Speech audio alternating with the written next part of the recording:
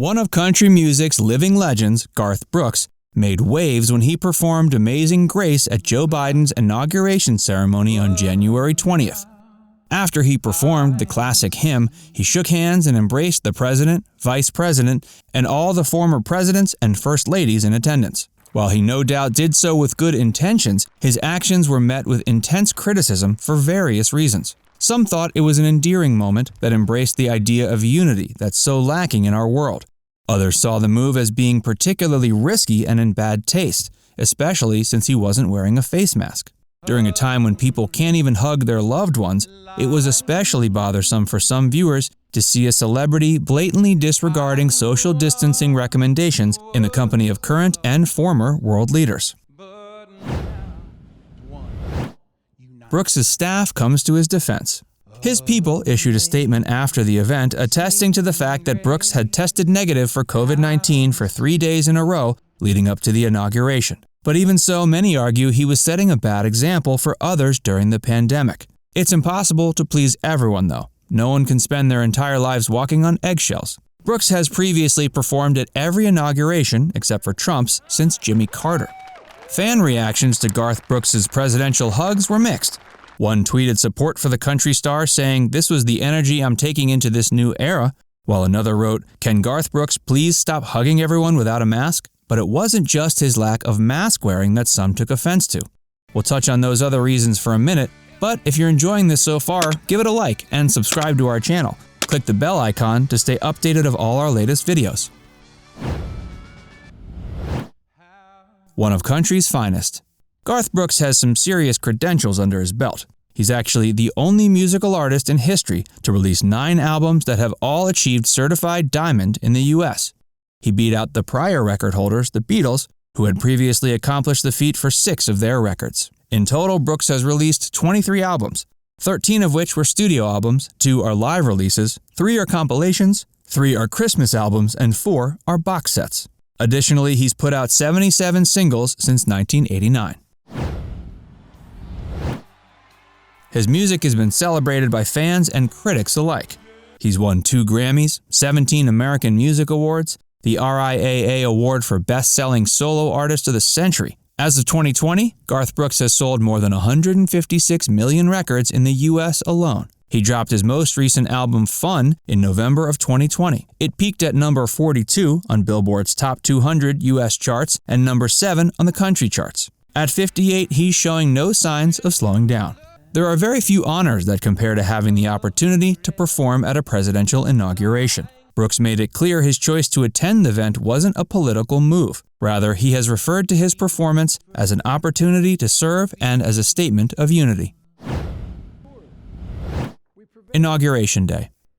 Joe Biden was sworn in as the 46th President of the United States just a few days ago. Kamala Harris also made history by becoming the first woman and person of color to hold the office of Vice President. It was truly a historic day for many reasons. The new administration arranged for award-winning performers like Lady Gaga, Jennifer Lopez, and Brooks to provide patriotic entertainment for the historic event.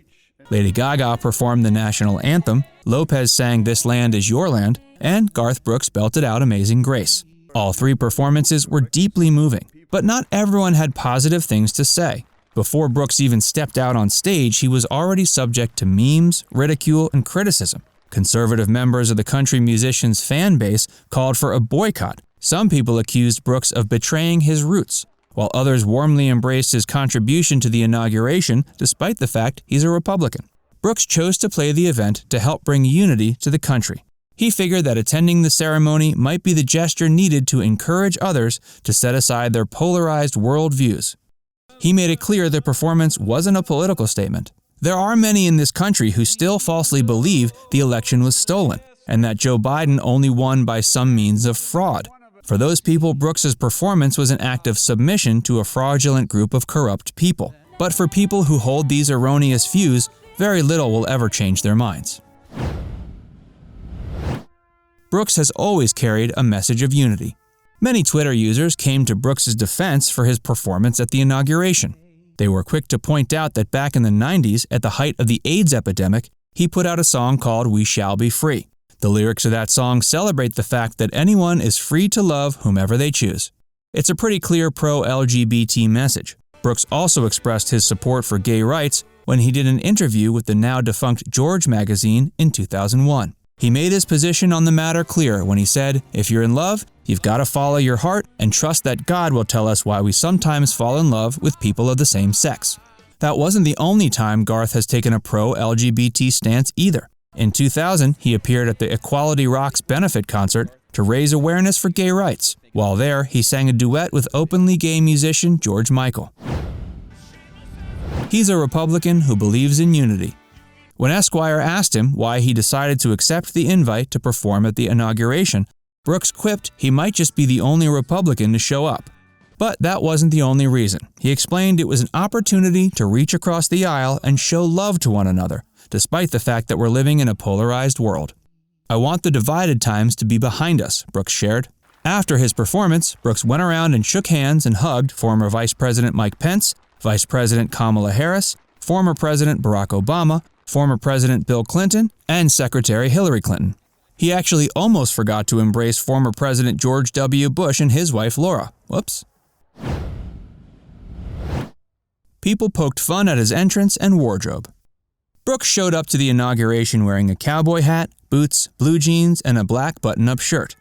Everyone else at the event was decked out in designer dresses, custom-tailored suits, and high-end couture. Kamala Harris was looking dazzling in purple, and Lopez was radiant in her white dress. Twitter users were quick to criticize Brooks's choice of attire and the way he interacted with the former presidents. Some pointed out it seemed disrespectful for the star to attend the event wearing something as informal as jeans, while others seemed to be unfazed by his wardrobe choice. After all, he is a country music star, and blue jeans are just about as American as baseball and apple pie. Brooks is grateful for Lady Gaga's hair and makeup team. If you're one of those folks who thought Garth Brooks looked pretty good at the inauguration, you can thank Lady Gaga's hair and makeup people. After the inauguration on Wednesday, Brooks reached out on Twitter and thanked Gaga and her longtime makeup artist Sarah Tano and style Frederick Aspiras for helping him preen before the performance. Some might have found his attire a bit too comfortable, but the general consensus seems to be Garth found the right balance between elegant and casual with his getup. And obviously, he knows what it means to be respectful. Before he went on stage to sing Amazing Grace, he graciously removed his cowboy hat. Regardless of what side of the political spectrum you're on, there's no denying the fact that what the world needs most right now is a sense of unity. Divided we fall, but unified we can accomplish much. Garth Brooks' performance might have been controversial, but he went out on stage with love in his heart, hoping that we as Americans can see through our differences and find common ground. What did you think about the inaugural performances? Who did you enjoy watching the most? Garth, Lady Gaga, or Jennifer Lopez? Let us know what you think in the comments section below. And before you go, make sure you give this video a like and subscribe to our channel if you haven't already. Click the bell icon to stay updated of all our latest content.